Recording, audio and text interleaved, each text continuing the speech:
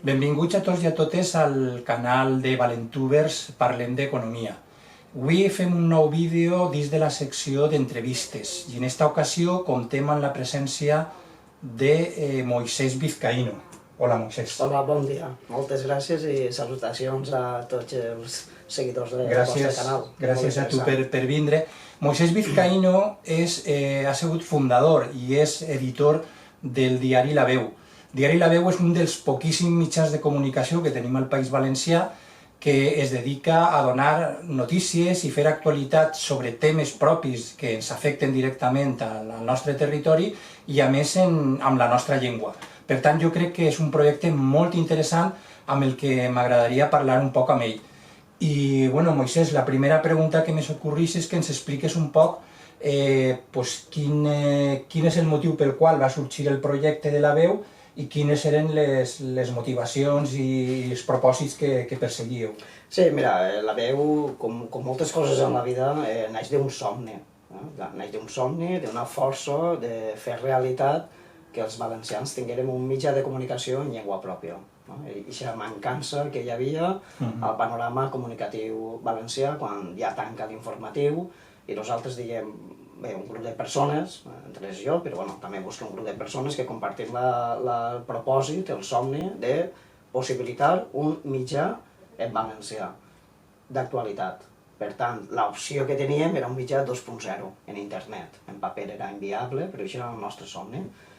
Preparem durant 9 mesos el projecte i l'1 de l'1 del 2013 iniciem ja el camí d'editar digitalment un diari d'actualitat en valencià que, si finalitzem enguany, comptarem ja amb 7 anys de vida. Porteu ja 7 anys de vida i quina valoració faries d'aixòs 7 anys? Per a mi ha sigut una experiència fantàstica. Jo sempre dic que això ha sigut com un màster pràctic del dia a dia en gestió de l'empresa i en la gestió d'una empresa de la comunicació que fa periodisme en valencià i ha sigut per a mi un aprenentatge continu. Una història, si la tancara en aquests 7 anys, la meva valoració seria molt positiva, si diguérem, 7 anys, doncs diria molt positiu tot el que hem après i els que hem sigut capaços de fer, però clar, nosaltres volem estar molts més anys. I des de 2 punts de vista. 1. Fer periodisme en valencià, amb periodistes valencians, en una redacció en València, ciutat, que és la capital del nostre país. Professionals de lingüistes que ens acompanyen en el camí de fer periodisme i fer la correcció i fer els textos amb nivell d'excel·lència. Això és una part fonamental del que hem fet en aquests 7 anys. I l'altra és gestionar una empresa. I una empresa que ha de donar resultats per a que siga sostenible econòmicament. En el nostre cas, una empresa cooperativa. Ahir anava a preguntar-te jo, perquè jo sé que és una cooperativa de treball associat.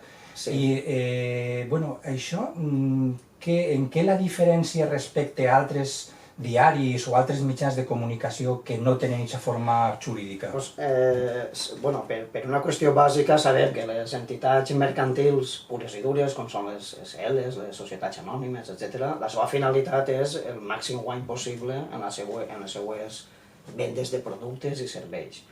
La cooperativa en aquest cas és de treball associat. La finalitat és fer possible en aquesta persona jurídica diferent a les mercantils donar treball als seus socis. Això és la finalitat. Donem treball als seus socis, ha de fer una gestió econòmica que no busca com a finalitat uns guanys que després invertirem en altre sector o farem una altra cosa. Busca ser viable econòmicament, donar feina als seus treballadors, pagar totes les factures i si hi ha més diners, s'inverteix en persones, perquè el 80% del pressupost és recursos humans, i en tecnologia. I això és la finalitat de la cooperativa. Per a nosaltres era la forma competitiva, perquè retrata la nostra filosofia i també ens possibilitava econòmicament subsistir. Això ha de ser clar, perquè la cooperativa té avantatges fiscals, té ajudes a la promoció de l'ocupació, i té una forma de funcionar diferent a una mercantil pura i dura. No vol dir que la cooperativa no vulgui guanyar diners. La cooperativa ha de guanyar diners per a pagar als professionals, com tota empresa. Ha de tenir el seu pla d'empresa, el seu pressupost anual, els seus balanços. Nosaltres en això som molt curosos i estem molt capficats en en portar l'economia de la cooperativa al dia. I bueno, això és la motivació per la qual farem aquesta cooperativa. Molt bé, a més això estaria dins del que avui que se parla molt del concepte de sostenibilitat, no? Ens omplim la boca de sostenibilitat.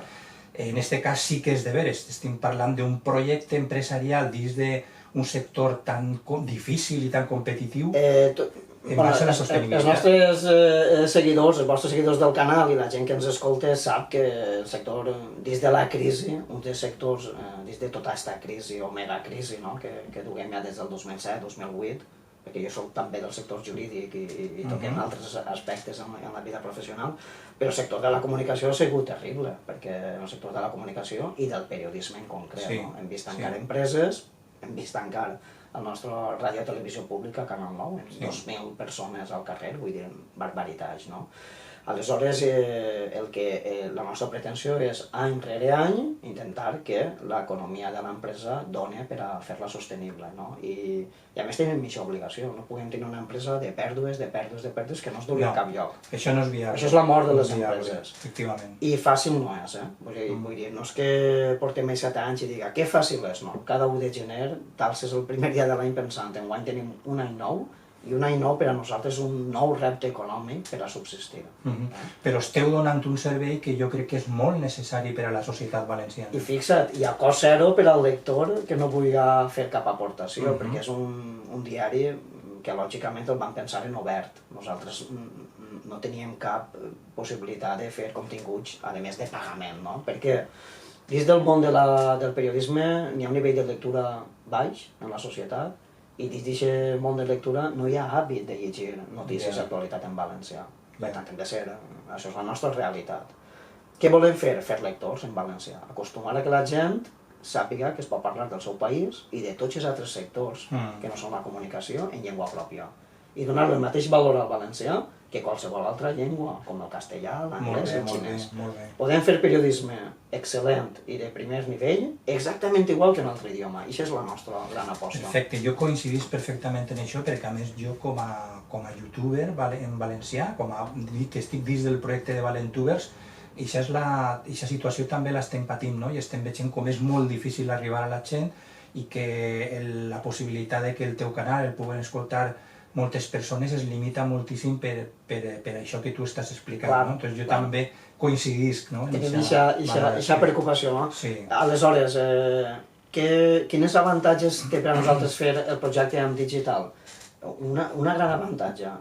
El primer és econòmic. Els costos de tenir un diari en digital, a tindre-los en paper, estem parlant de 2 mons totalment diferents. Podem assumir en digital. Molta gent m'ha preguntat, per què no feu la veu en paper? Perquè no és viable econòmicament per a la nostra economia. Té un cost. Això hauria de ser ja una empresa capitalista, amb molt de capital, que farà una gran campanya, que sostinguera aquest diari en paper, que el distribuirà. Això són els costos inassumibles per a Diari La Veu. Fins i tot els diaris que ho fan en paper ja tenen el seu problema econòmic, d'aquesta viabilitat del paper de cada dia. Després parlarem de projectes de paper puntuals, quinzenals, mensuals, setmanals, que això és una altra història que possiblement pugui conviure amb el digital. La gran aportació digital és que tenim la mateixa tecnologia, els valencians, que la resta del món que fa periodisme digital. Per tant, les eines, la tecnologia, la connexió global la tenim exactament, hem de competir amb les mateixes armes tecnològiques que la resta. I a mi això em sembla emocionant, que tu puguis fer periodisme del teu país, del qual només parlaràs tu, perquè si nosaltres no fem periodisme ens el faran, i a la mateixa vegada gastar les mateixes ferramentes que pugui gastar el New York Times i la premsa capdavantera del món. I això significa que has d'estar i has de buscar els nivells d'excel·lència, de professionalitat i fer-ho bé, i fer les feines ben fetes. Molt bé. El projecte de La Veu queda molt clar i anem a parlar un poc d'economia. Quina notícia destacaries que heu fet ressò en La Veu els últims anys?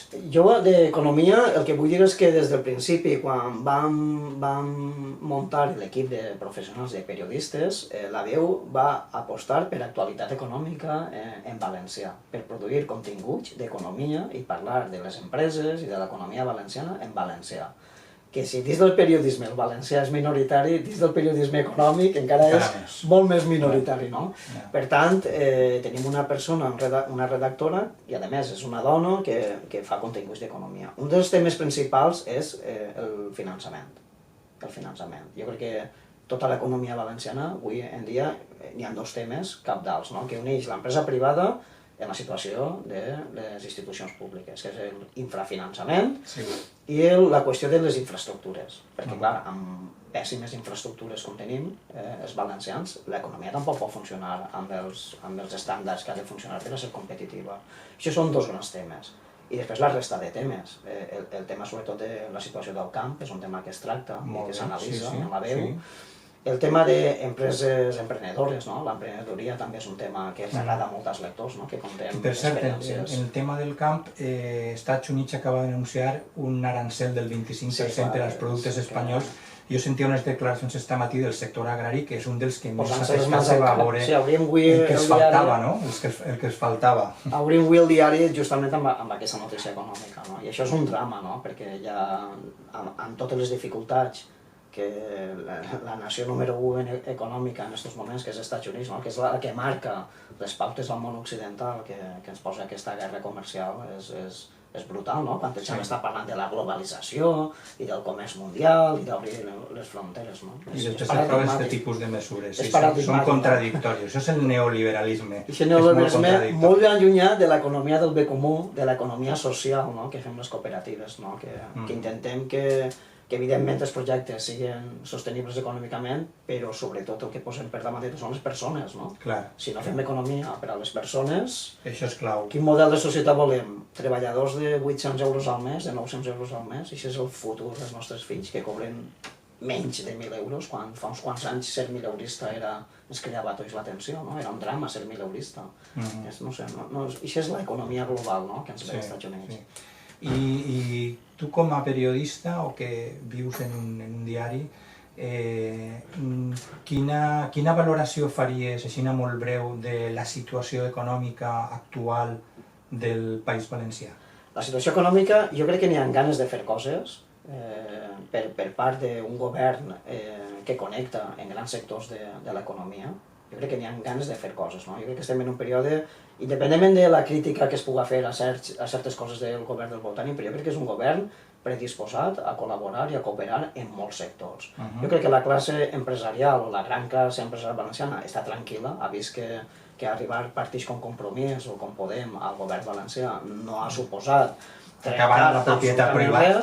A mi em preocupa la desaparició, sincerament em preocupa la desaparició i la destrossa del sistema bancari valencià, que és una de les grans faltes i targetes roges que han de posar a la mala gestió econòmica increïble que va fer un partit de dretes com és el Partit Popular, no? Se suposa que un partit de dretes o de centre-dreta hauria d'estar al costat d'una banca forta, no? Una banca valenciana forta, no? I això és una de les grans crítiques que tota la corrupció s'ha endut per davant, un sector fonamental per al nostre país, no? I no tens banca valenciana, o sigui, la banca valenciana l'han comprat la banca catalana i la banca andalusa, no? I dius, i han quedat així les nostres, no? Caixa Popular, Caixa on tenen els models que posen a les persones per davant del pur negoci i del pur benefici.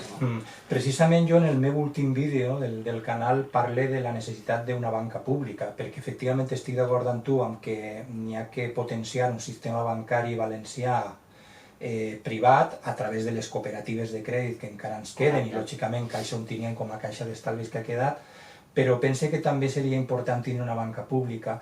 El govern del Botànic tenia un projecte que era convertir o transformar l'Institut Valencià de Finances en un banc públic que fera funcions de banc. Això de moment crec que s'ha quedat ahí. Jo crec que seria fonamental perquè ja que vivim en una societat en què no està en dubte el sistema capitalista, això no està en dubte i no hi ha alternativa, fins i tot un país gestionat per un partit comunista com és la República Popular Xina té el capitalisme com a sistema econòmic. Si no hi ha alternativa a aquest sistema capitalista, el que sí que ha d'haver són correccions des de les polítiques estatals, des de les polítiques públiques. I com el capitalisme sempre ens ven que vol la competència i la diversitat, doncs no hi seria cap drama que hi hagués una banca pública que competint amb la banca privada, perquè els sectors econòmics funcionarien molt millor i altres microempreses, empreses alternatives tindrien un finançament que no dependria de la banca privada. Per cert, aprofitant aquesta pregunta, també manifeste que durant tots aquests anys la BEU mai ha fet cap préstec a cap entitat bancària i en això és una de les fortaleses que té el nostre projecte, que econòmicament mai han tingut dependència de cap entitat bancària. Molt bé. I per acabar ja, i tornant una altra vegada al diari La Veu, com veus el futur del diari? A veure, el futur, mira, enguany és un any, ho dic sincerament, enguany és un any difícil des del punt de vista econòmic perquè tenim una llei nova de publicitat que es va aprovar l'any passat, en el 2018, que garanteix no fer campanyes institucionals durant eleccions. Ha sigut un any eminentment electoral. I la nostra base econòmica, ho dic amb sinceritat, són les publicitats institucionals. Si aquesta maquinària es para, el projecte és difícil. Però com estem acostumats a sobreviure i a viure, també puc dir que els 2 últims anys hem acabat els 2 exercicis sense pèrdues, i per nosaltres era com un repulsiu. Mira, l'any 5 i el 6 ja dona possibilitats de tirar endavant. Jo sóc optimista, perquè l'altre dia em deia un jo porto 20 anys en empreses de comunicació, dic, però tu tens molta il·lusió, i això de la il·lusió per fer coses és un motor fonamental per a tirar endavant projectes. Il·lusió no vol dir que no sigui conscient, que el dia 30 de cada mes hi ha que pagar factures, hi ha que pagar els professionals, i això porta molta responsabilitat i molta duresa. Per tant, si algun oient nostre ens vol ajudar, es pot agermanar al diari, perquè el futur de la premsa realment lliure serà quan els lectors prenguen consciència que si no posen els diners en els mitjans no tindran àmbits de llibertat de premsa, i podrem investigar i podrem denunciar injustícies, que per això són els mitjans de comunicació, per a desenvolupar el dret humà a la llibertat d'expressió i per fer una societat millor, per denunciar les injustícies. Això és un poc... Bueno, doncs ja heu sentit, el diari La Veu necessita subscriptors, necessita persones que recolzen econòmicament el seu projecte. I a més jo crec que és un projecte molt necessari. Un diari com La Veu és fonamental en aquests moments en el País Valencià per a fer arribar totes aquestes qüestions pròpies del nostre territori. Així que arribem ja al final de l'entrevista. Vols afegir alguna qüestió més, Moisès? Que m'ha encantat, que estic molt content de que m'hagis fet una entrevista que representes l'economia del bé comú, perquè encara que nosaltres som economia social, que el cooperativisme té moltes connexions també en fer el bé a la societat. L'economia ha de ser per a que hi hagi prosperitat, que la gent sigui feliç, que la gent tingui salaris dignes i que les empreses oferisquen productes i serveis que tinguin valor. I encantat d'haver compartit aquesta entrevista amb tu. Moltíssimes gràcies per l'oportunitat. Molt bona definició la que ens acaba d'oferir Moisès sobre què ha de ser l'economia, en la que per cert jo estic totalment d'acord. Així que ja, moltes gràcies Moisès, ens acomiadem. Com sempre vos dic, espero que vos servisca per a tindre més informació i sobretot per a reflexionar sobre totes aquestes qüestions que hem estat comentant. I fins a un altre vídeo. Moltes gràcies.